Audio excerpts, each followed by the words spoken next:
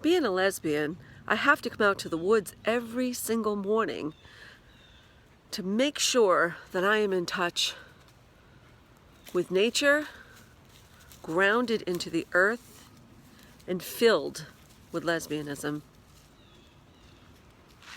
I bring you on my sacred journey of lesbianism.